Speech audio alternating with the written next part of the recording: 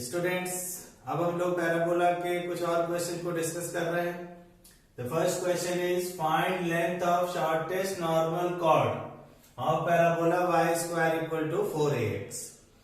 तो इसमें हम लोग को नॉर्मल कॉर्ड की जो लेंथ होती है, लेंथ ऑफ नॉर्मल कॉर्ड को मिनिमाइज करना है। शॉर्टेस्ट नॉर्मल कॉर्ड की लेंथ क्या होगी ये बतानी है। तो देखिए नॉर्मल कॉर्ड, पहले नॉर्मल कॉर्ड का रिजल्ट क्या था, T1 T2 में कुछ रिलेशन आया था, पहले उसे फाइंड करते हैं। मान लेते हैं ये कोई PQ नॉर्मल कॉर्ड है which is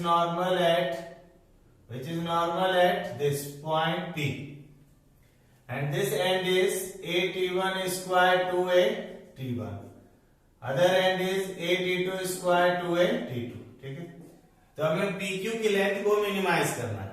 तो इसका मतलब अगर मैं इसमें कैलकुलस मेथड अप्लाई करना चाहता हूं तो लेंथ ऑफ नॉर्मल कॉर्ड को सिंगल वेरिएबल के टर्म्स में लिखना पड़ेगा। ठीक है, फिर मैक्सिमा मिनिमा के लिए फर्स्ट डेरिवेटिव 0 होना चाहिए और उसके बाद हम सेकंड डेरिवेटिव टेस्ट या फिर फर्स्ट डेरिवेटिव टेस्ट दोनों से ही उसे बता सकते हैं कि क्या होगा।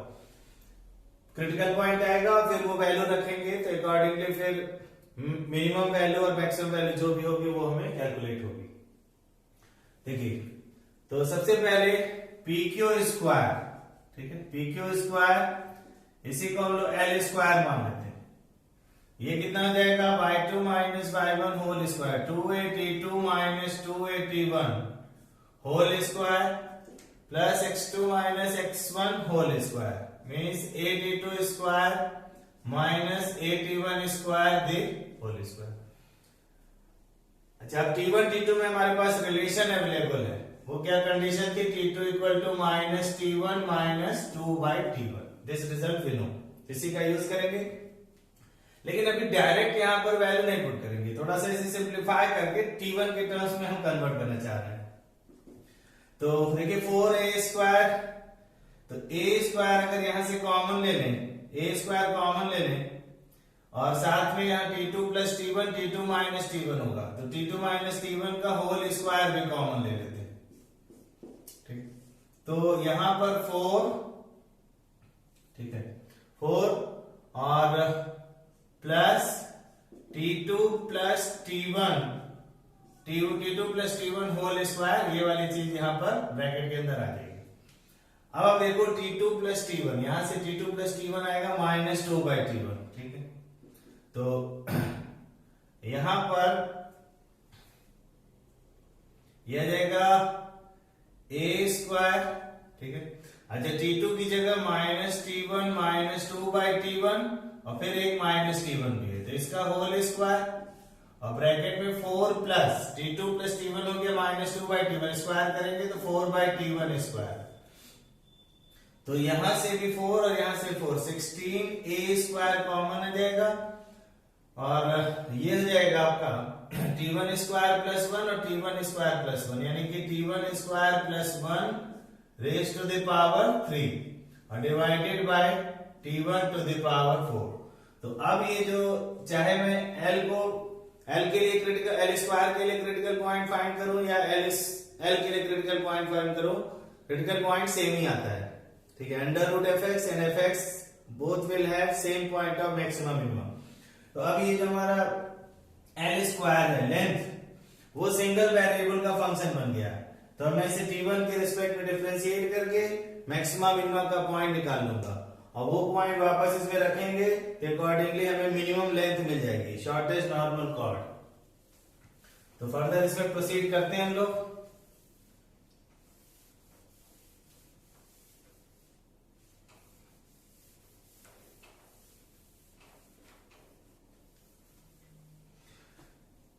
अब इसे मैं फंक्शन ऑफ T1 मान लेता हूं। ठीक है, तो for maximum minima f dash T1 function 16a square, तो डेफिनेटली यहाँ पे कॉमन ही होगा, फंक्शन अपॉन फंक्शन वाला रूल अप्लाई कर रहे हैं डिफरेंशिएशन के लिए। यहाँ T1 to the power 8 T1 to the power 4 intact और इसका डिफरेंशिएशन हो जाएगा 3 times T1 square plus 1 the whole square into 2T1 minus times आपकी T1 square plus 1 the whole cube common into into t1 to the power 4 का जाएगा 4t1 cube. तो इसे और सिंप्लीफाई कर सकते हैं 16a स्क्वायर, क्योंकि मैं फर्स्ट डेरिवेटिव टेस्ट अप्लाई करूंगा। ठीक है, यहां से कॉमन देखिए क्या क्या निकल रहा है, t1 क्यूब कॉमन आ जाएगा तो 2t1 cube common into t1 square plus 1 the whole square common. ठीक है, तो अब यहां पर आएगा 3t1 square minus 2t1 square minus 2 divided by t1 to the power 8। इसको और सिंप्लीफाई कर लिया जाए तो दिस इज 32a स्क्वायर। ठीक है, यहां पर आ जाएगा t1 square plus 1 the whole square, और यहां पे आएगा t1 स्क्वायर माइनस 2, तो फर्दर इसे फैक्टराइज कर लेंगे t1 minus root 2 and t1 plus root 2 and divided by t1 to the power 5। देखिए हमने सारे फैक्टर्स इसमें बना लिए। फर्स्ट डेरिवेटिव टेस्ट अप्लाई करने के लिए न्यूमरेटर डिनोमिनेटर के फैक्टर बन चुके हैं। अब फर्स्ट डेरिवेटिव टेस्ट में वेवी कर्व अप्लाई करेंगे। ये फैक्टर तो कंप्लीटली पॉजिटिव, कभी जीरो नहीं हो सकता। दो क्रिटिकल पॉइंट आएंगे, एक आ जाएगा माइनस रूट 2, एक आएगा रूट 2 और एक आएगा t1 इक्वल टू 0, डिनोमिनेटर जहां पे 0 हो रहा है। ठीक है, तो देखते हैं किसी एक इंटरवल में साइन चेक करेंगे। रूट 2 से यदि कोई भी वैल्यू रखते हैं पूरा पॉजिटिव हो जाएगा, फिर नेगेटिव, फिर पॉजिटिव, फिर नेगेटिव। नेगेटिव से पॉजिटिव में जा रहा है तो मिनिमम, मैक्सिमम और मिनिमम। तो इसका मतलब t1 की वैल्यू प्लस माइनस रूट 2 पर जो लेंथ है मिनिमाइज हो गई। हमें मैक्सिमम लेंथ नहीं फाइंड करनी है, शॉर्टेस्ट नॉर्मल कॉर्ड का मतलब मिनिमम लेंथ फाइंड करनी है। तो t1 इक्वल टू, अब मैं इस पर वैल्यू जो चेक करूंगा, वैल्यू चेक कर लूंगा। ठीक है, फंक्शन में रख करके और उसके अकॉर्डिंग फिर length of shortest normal chord आ जाएगा। तो देखिए हमारा फंक्शन ft1 था क्या, ft1 जिसको हमने l स्क्वायर बोला था, ये 16a square t1 square plus 1 the whole cube upon t1 to the power 4। तो चाहे मैं t1 equal to minus root 2 रखूं या रूट 2 रखूं, दोनों पर जो वैल्यू आएगी यानी कि जो लोग मिनिमम वैल्यू आएगी वो सेम आ रही है। देख लीजिए प्लस माइनस रूट 2 दोनों पर सेम वैल्यू आनी है। तो f एट रूट 2, ठीक है, चाहे मैं प्लस रूट 2 पे करूं या माइनस रूट 2। ठीक, तो ये l स्क्वायर हो गया और इसकी वैल्यू आ रही है 16a स्क्वायर। तो ये जाएगा 2 plus 1 3 whole cube 27 divided by 4।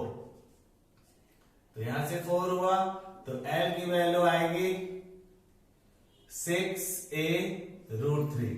Shortest normal chord की लेंथ होती है पैराबोला में y square equal to 4ax में 6a रूट 3। देखिएगा अब ये रिजल्ट आप स्टूडेंट चाहें तो इसे मेमोरी में भी रख सकते हैं, क्योंकि यहाँ लेंथ इन्वॉल्व हो गया ना। तो भले हमने स्टैंडर्ड पैराबोला के लिए प्रूव किया, ठीक है, अगर हमें लेटेस्ट रेक्टम मालूम हो यानी कि 4a मालूम हो तो हम a कैलकुलेट कर सकते हैं। और ये हो गया शॉर्टेस्ट नॉर्मल कॉर्ड की length of shortest normal chord कितना होता है पैराबोला में 6a root 3, where a is 1/4 of latus rectum. अच्छा, यहां पर इसका मतलब ये हुआ कि यहाँ पे दो नॉर्मल कॉर्ड आ रहे हैं, वो तो सिमेट्री से आएंगे कि पैराबोला अपनी एक्सिस के अबाउट सिमेट्रिकल होता है। अगर ये मान लीजिए एक नॉर्मल कॉर्ड इधर आ रही है तो बाई सिमेट्री से एक नॉर्मल कॉर्ड इधर भी होगी, इन दोनों का लेंथ क्या होगा, सेम होगा 6a रूट 3। तो इसी वजह से दो पॉइंट्स ऑफ मिनिमा आ रहे हैं, बट दोनों पर जो वैल्यू ले रहे हैं, लेंथ आ रही है, वो सेम आ रही है। तो ये हमारा फर्स्ट क्वेश्चन था।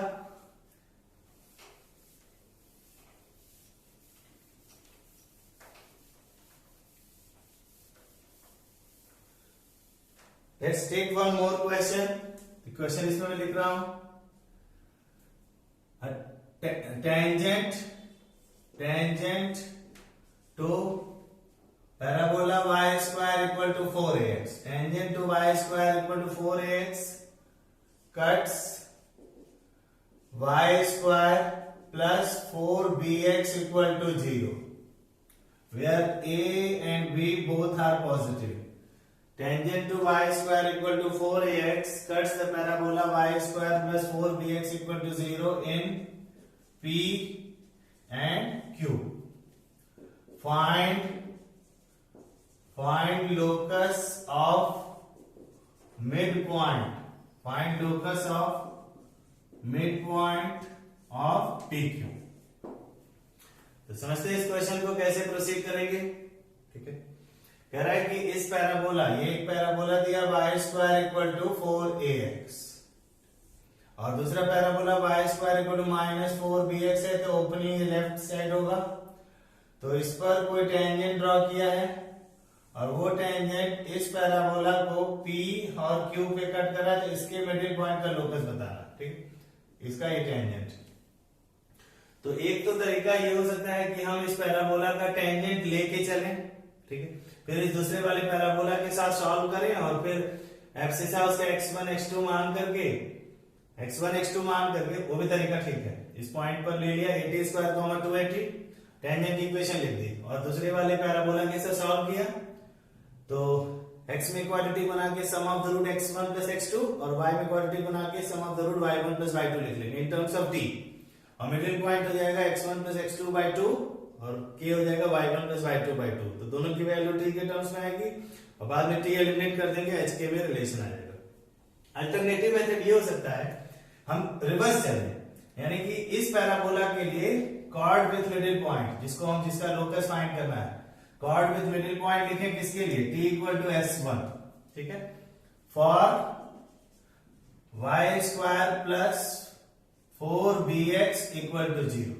इस पैराबोला के लिए कॉर्ड विथ मिडिल पॉइंट लिखें और वो जो कॉर्ड बनेगी वो आगे जाके y square equal to 4ax को टेंजेंट हो जा रही है। तो कोई लाइन किसी parabola y square equal to 4ax को टेंजेंट है, तो y equal to mx plus c tangent बनता है, वैसे equal to a by m। तो वो रिजल्ट हम यूज कर सकते हैं या क्वाड्रेटिक बना के t0 कर दें, दोनों ही सही है।